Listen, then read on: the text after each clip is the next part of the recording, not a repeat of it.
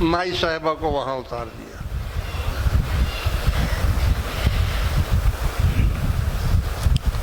آدم علیہ السلام اپنی اس ندامت کی وجہ سے دنیا خالی ہے، کوئی انسان نہیں سوائے آدم علیہ السلام کے، جنگلوں بیابانوں میں بھٹکتے رہے، توبہ کرتے رہے، استغفار کرتے رہے، لیکن ایک نہ سنی گئی۔ 300 سال تک، پہلے زمانے میں عمریں بہت زیادہ تھیں، 1000 1200 1500 سال توبہ کرتے رہے۔ 300 سال تک شرم کی وجہ سے، حیا کی وجہ سے ایسے آسمان کی طرف نہیں دیکھا، اوپر نہیں دیکھا، ندامت کی وجہ سے اتنا روئے اتنا روئے اتنا روئے کہ کتابوں میں آیا ہے کہ اگر صرف آدم علیہ السلام کے آنسوؤں کو جمع کیا جائے اور قیامت تک آنے والے لوگوں کے آنسوؤں کو جمع کیا جائے تو آدم علیہ السلام کے آنسو زیادہ ہوں گے، اتنا روئے۔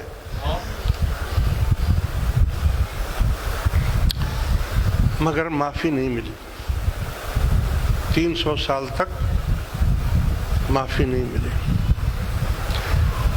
مگر سنو، اللہ تبارک و تعالیٰ یہاں کیا فرما رہے ہیں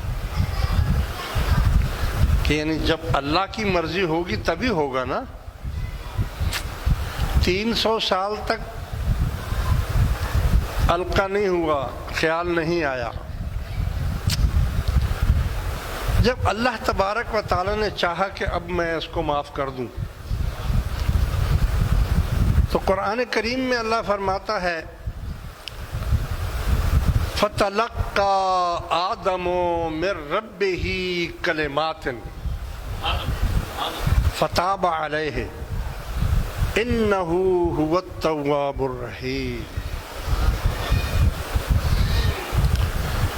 ہم نے آدم کے قلب میں، دل میں کچھ کلمات ڈال دیے، ان کلمات کے ذریعے سے انہوں نے توبہ کی، ہم نے ان کی توبہ کو قبول کر لیا کیونکہ ہم ہی توبہ قبول کرنے والے ہیں۔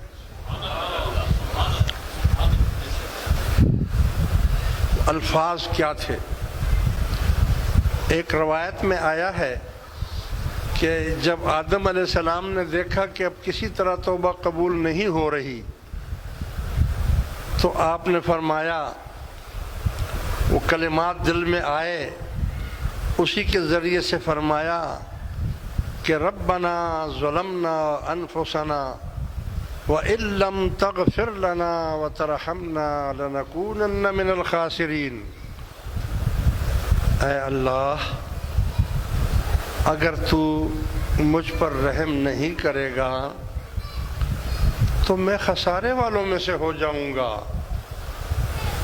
اور ایک روایت میں ہے کہ یہ بات بھی آئی، اور دوسری بات ان کے دل میں یہ آئی کہ اے اللہ، اگر میرا یہ گناہ اتنا ہی زیادہ بڑا ہے تو میں تجھے واسطہ دیتا ہوں اس نام کا جو نام عرش عظیم پر تیرے نام کے ساتھ لکھا ہوا ہے۔ کہ آدم علیہ السلام نے پوچھا اس سے کہ آئے آدم، آپ اس کو کس طرح جانتے ہیں؟ فرمایا کہ یا اللہ، جب مجھے تم نے پیدا کیا تو سب سے پہلی نظر میری عرش عظیم پر پڑی تو میں نے دیکھا کہ وہاں پر لکھا ہوا تھا لا الہ الا اللہ محمد الرسول اللہ۔ تو میں نے سمجھ لیا کہ آخر یہ بھی کوئی بہت بڑی بزرگ ہستی ہے جو تیرے نام کے ساتھ لکھی ہوئی ہے، اس لیے میں نے اس کا واسطہ دیا۔ اللہ تبارک و تعالیٰ نے فرمایا کہ اے آدم اگر پہلے دن ہی یہ واسطہ دے دیتا تو میں پہلے دن ہی تجھے معاف کر دیتا.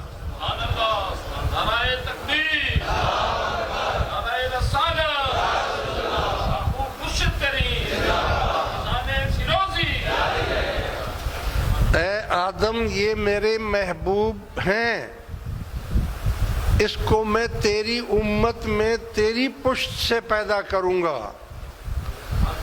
اور یہ سب سے آخری نبی ہوں گے. عزیز دوستو، صرف میرے کہنے کا یہ مطلب تھا. بات تو یہ لمبی ہے، مگر دیکھو کہ جب تک اللہ تعالیٰ نے القا نہیں کیا، یعنی اس کے دل میں الہام نہیں فرمایا، اس وقت تک توبہ قبول نہیں ہوئی. تو پتہ چلا کہ یہ عبادت سے نہیں، توبہ سے نہیں، اللہ کے فضل سے یہ القا ہوتا ہے دل میں. اور اللہ تعالیٰ بندے کو، اپنے دوستوں کو، ولیوں کو وہ طریقہ سکھا دیتا ہے جس کو علم لدنی کہتے ہیں. علم لدنی، جس کا کوئی استاد نہیں ہوتا، اللہ تعالیٰ خود بخود اسے الہام کر دیتا ہے اور ایسی باتیں اس کے قلب میں آ جاتی ہیں کہ اس طریقے سے وہ اللہ تبارک و تعالیٰ کی طرف رجوع کرتا ہے.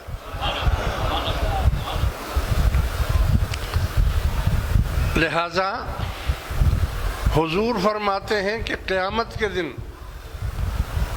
جب کوئی نہیں ہوگا، کسی کی بات نہیں مانی جائے گی، تو اللہ تعالیٰ میرے قلب میں بھی ایک ایسی ثنا ڈال دے گا جیسے آدم علیہ السلام کے ڈالی، جیسے ولیوں کو ڈالتا ہے، جیسے نبیوں کو ڈالتا ہے، ایسے قیامت کے دن وہ ڈالے گا میرے دل میں. اور میں سجدے میں گر کر ان الفاظ کے ساتھ اللہ تعالیٰ کی حمد و ثنا کرنا شروع کر دوں گا.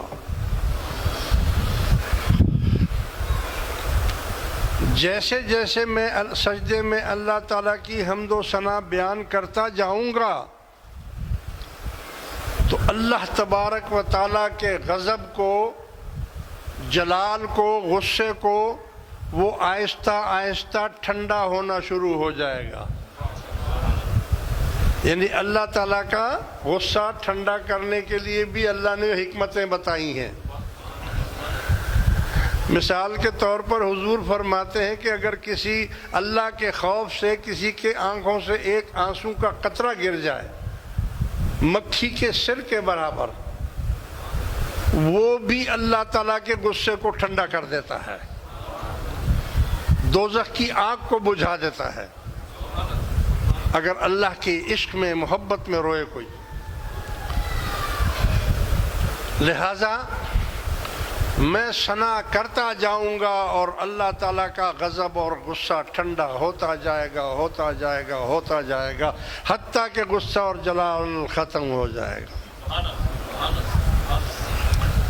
اور پھر اللہ تبارک و تعالیٰ مجھ سے پوچھے گا کہ میرے محبوب سجدے سے سر اٹھاؤ.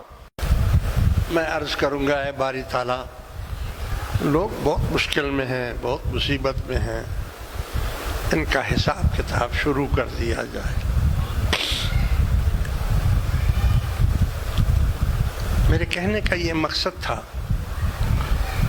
اس دن بھی جب کہ سب لوگ خوف میں ہوں گے، خطرے میں ہوں گے، نبی تو خطرے میں ہوں گے کیونکہ ان پر تو ذمہ داری ہے، ولیوں پر تو کوئی ذمہ داری نہیں ہے نا امت کی. اس لیے اللہ کے ولی اس دن بھی بے خوف ہوں گے. پتہ ہوگا ہمارے محبوب ہیں، ہمارے آقا ہیں، جتنا بھی اللہ غصہ کرے کرنے دو، میرے محبوب ان کو راضی کر لیں گے، وہ ہو جائیں گے راضی. تو فرمایا کہ لا خوف علیہم ولا هم يحزنون، میں نے اپنے ولیوں پر خوف نہیں رکھا، یعنی وہ ڈرتے نہیں اور نہ وہ کبھی غم کرتے ہیں. غمگین بھی نہیں ہوتے. بڑے سے بڑا نقصان ہو جائے تو ان کو غم نہیں ہوتا. کہتے الحمدللہ الحمدللہ. کوئی مر جائے انا للہ و انا الیہ راجعون، کچھ ہو جائے، یعنی وہ ہر حال میں اپنے رب سے راضی رہتے ہیں. غم اور خوف، یہ دو چیزیں ان کو اللہ تعالیٰ نے نہیں دی.